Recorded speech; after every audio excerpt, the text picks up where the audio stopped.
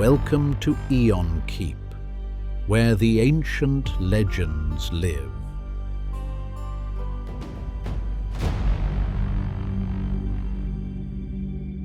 Imagine a river moving through absolute darkness. No moon, no lantern on any shore, only the sound of water, patient, indifferent, eternal, and something moving with it. Something sealed, a chest, the most beautiful object ever made in Egypt, fashioned from cedar wood and inlaid with gold and ebony and ivory, the work of craftsmen who did not know what they were building. It moves with the current without urgency. The lid does not open. From inside, nothing, no sound, no breath. What was lost when that darkness closed is what the Egyptian people tried to answer for millennia. Not simply the life of a god, though a god is dead or dying or suspended in the space between the two. What was lost was the world as it should be. The orderly world. The world where the sun rose because it was supposed to rise. Where the river flooded at the right time and receded at the right time. Where the dead passed safely into the country beyond death because the cosmic balance holding that passage open was maintained by a presence that no longer moved. This is the story of what Egypt called the breaking of the Golden Age, the destruction of a world so perfectly ordered that its collapse became the mythological template for everything a civilization could lose.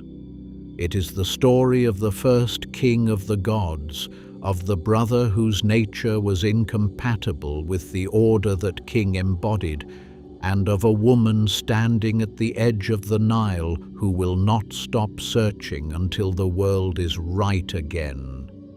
This is the fall of Osiris, and it begins, as all things in Egypt began, with the waters. Before the world, there was noon, the primordial ocean, dark and limitless, a vast potential without form or direction. From noon rose the first mound of earth, dry ground breaking the surface of the water, and with it came the first of the gods and the beginning of the ordering of reality. The Egyptians called this ordering Mahat, and to understand the Osiris myth in any of its depth, you must understand what that word meant to them. Mahat is sometimes translated as truth, sometimes as justice, sometimes as cosmic order. None of these translations fully carries it. Mahat was the principle by which the universe held itself together. The invisible architecture that ensured the sun traveled its proper course, that the Nile knew when to rise and when to subside, that the living world remained the living world, and did not dissolve back into the formless waters of noon. She was also a goddess, depicted with an ostrich feather in her headdress. In the later elaboration of Egyptian theology during the New Kingdom, that feather would become the instrument of the final reckoning, the weight against which every human heart was measured at death, in the ceremony we call the weighing of the heart. But in the most ancient layers of the tradition, in the pyramid texts carved into burial chambers around 2400 BCE, where the oldest fragments of the Osiris myth first appear. Mahat's role was more foundational even than judgment. She was the precondition of existence itself, not a law imposed on the universe from outside, but the universe's own nature when functioning as it should. The gods who presided over this ordered world were the children of Geb, the earth god, and Nut, the sky goddess.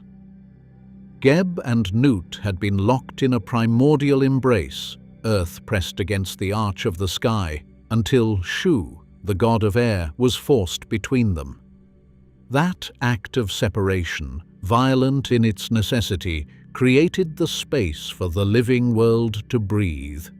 And into that space, born in the narrow margins of the calendar that lay outside the year's reckoning, came the gods of the new generation: Osiris, Isis, Set, Nephthys. Osiris was the eldest, and he ruled first. His reign, recorded in the pyramid texts among the oldest religious writings in human history, and celebrated in the great hymn to Osiris preserved on a stela from around 1350 BCE, embodied everything the Egyptians understood a world in right order to be. He was not a god of law or deliberate teaching. He was something more fundamental. His physical presence was the fertility of Egypt. The annual flooding of the Nile, the inundation that deposited the black silt, making Egypt the most productive agricultural civilization of the ancient world, was understood as his divine substance entering the earth. The sprouting of grain from that black earth was his resurrection, rehearsed each year before the myth had fully played out. Osiris did not give his people agriculture. He was the agricultural cycle, the embodiment of the earth's abundance, the flooding and the rising, the dying back and the return. His reign was not a policy, it was a state of being. The world functioning as it was designed to function, Mahat present and active in every rising flood and every seed that broke the surface of the soil. Beside him was Isis. She was his wife and his queen, but she was more than either of those titles suggest. She was the most powerful magician in the Egyptian pantheon, a goddess of extraordinary intelligence, of healing, of words spoken with such precision that reality reorganized itself around them. The love between Osiris and Isis was not incidental to the myth. It was structural to it. The ordered world was their shared embodiment. He, the physical cycle of fertility and death and return. She, the intelligence and magical power that would one day hold those pieces together when everything broke apart. Write any part of this story without understanding her, and you will miss what it is actually about. Then there was Set. Set was the god of chaos, of storms, of the desert, of the vast foreign lands beyond Egypt's borders that the Nile's reach could not touch. The Egyptians had a word for what he represented: Isfet. The active principle of disorder, chaos, injustice. The force that does not simply fail to be Mahat, but works against it, presses against it, is defined by its fundamental opposition to everything the ordered world is. In the cosmic machinery of Egyptian theology, Set was as necessary as he was dangerous. He was the protector of Ra's solar bark, the god whose ferocity held back Apep, the great serpent of chaos, from swallowing the sun on its nightly passage through the underworld. The ordered world required his power at its outer boundaries. What the ordered world could not do was place him at its center. Isfet and Mahat are not simply opposites. They are the most fundamental forces in the Egyptian universe, and in the myth of Osiris, they wear the faces of brothers. What Set did, and how, is something the sources handle in different registers across different centuries, and the differences are worth holding clearly. The oldest accounts, the pyramid texts, the Shabaka stone, the ritual hymns that predate any continuous narrative by more than 2,000 years, describe the act in terms direct and unelaborated. Set struck Osiris down. The traditions locate the murder in the Delta region at a place called Endit. Some accounts speak of drowning. The ancient sources do not dramatize the mechanics with the detail of a story being performed. They record the fact of what happened. Osiris fallen, Isis searching, the world broken at its center, with the stark certainty of something that simply was rather than something staged. What Plutarch gave the story, writing in the 1st century CE and drawing on Egyptian traditions available to him in the Hellenistic world, was its theatre.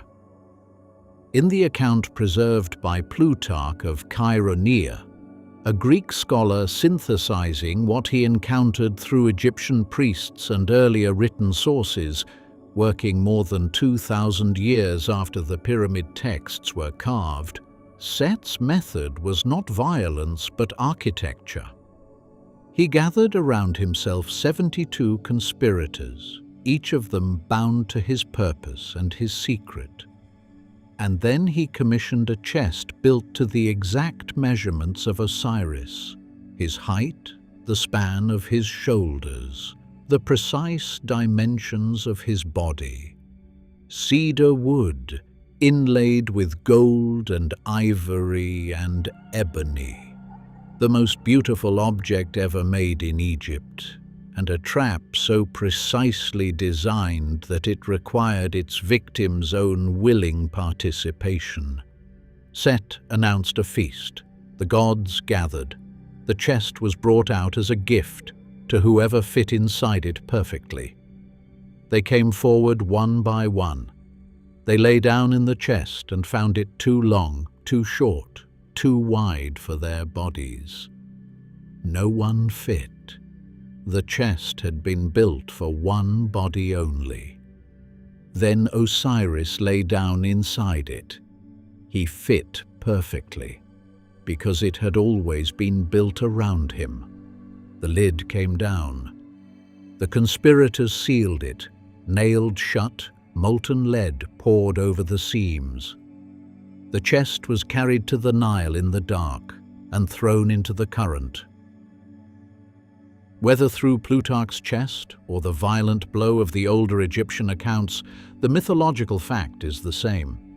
Osiris is gone, the ordered world has been struck at its foundation, and Set takes the throne. To the Egyptians, this was not a political event. It was a cosmological rupture. The king of Egypt was the living vessel through whom Mahat flowed into the world, the embodiment not simply of authority, but of the right ordering of reality itself. When Isfet displaced Mahat at the center of the cosmic order, the universe itself went wrong, not metaphorically. The floods, the harvests, the passage of the dead, the nightly journey of the sun through the underworld. All of it depended on the correct presence in the correct seat. Set's reign was the world humming with the structural instability of a removed foundation stone. Nephthys stood at a fault line impossible to navigate, bound by marriage to the architect of the destruction, and by blood to the woman now standing alone at the river's edge. The fracture inside the divine family was total, and Nephthys's eventual defection begins in this exact moment of silence, though what that defection meant and what it cost her belongs to what comes next. Isis knew. She knew with the certainty of a goddess whose intelligence and magical power exceeded what most of the divine world could compass. She knew what had been done. The chest, or whatever form the violence had truly taken in the dark, had already carried Osiris beyond the reach of Egypt's borders, drawn somewhere further by the current of the Nile. She did not yet know where, but she knew the world was broken, and she knew the shape of the break, and she knew with the particular quality of knowing that belongs to a being of her magnitude, that it was not finished. She set herself against the current, against the darkness. She began to search. The Osiris myth is among the oldest continuously told divine narratives on Earth. Its earliest fragments appear in the pyramid texts around 2400 BCE, making the tradition nearly 5,000 years old. Across those millennia, it was told in different registers and from different theological emphases.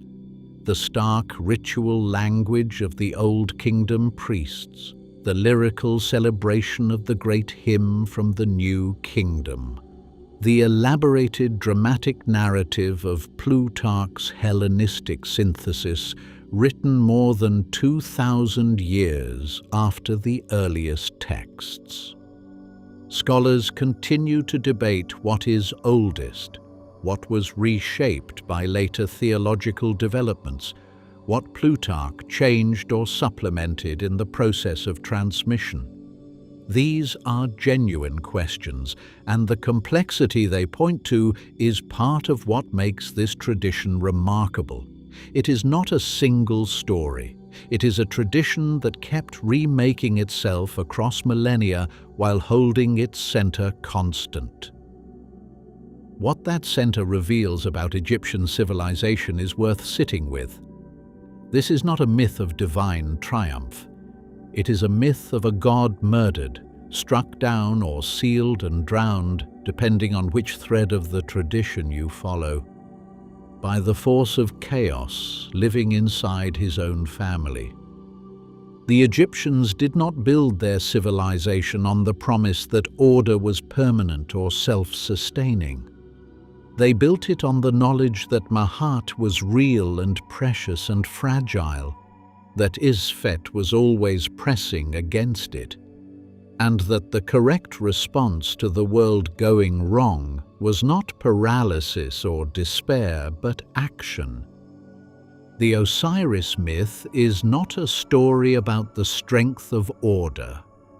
It is a story about what order requires of those who love it.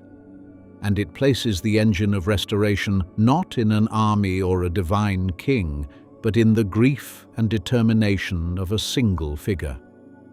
The mechanism by which the broken world begins to heal is not power.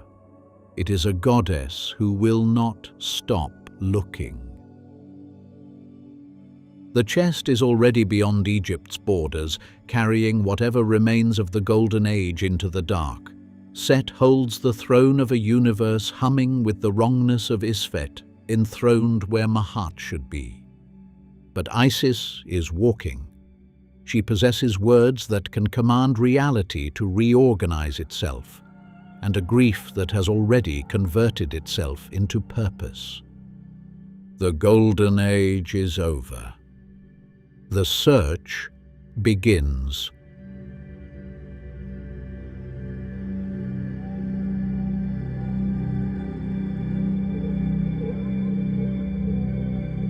This chapter of this legend has been told. Subscribe and return to Aeonkeep. More legends await.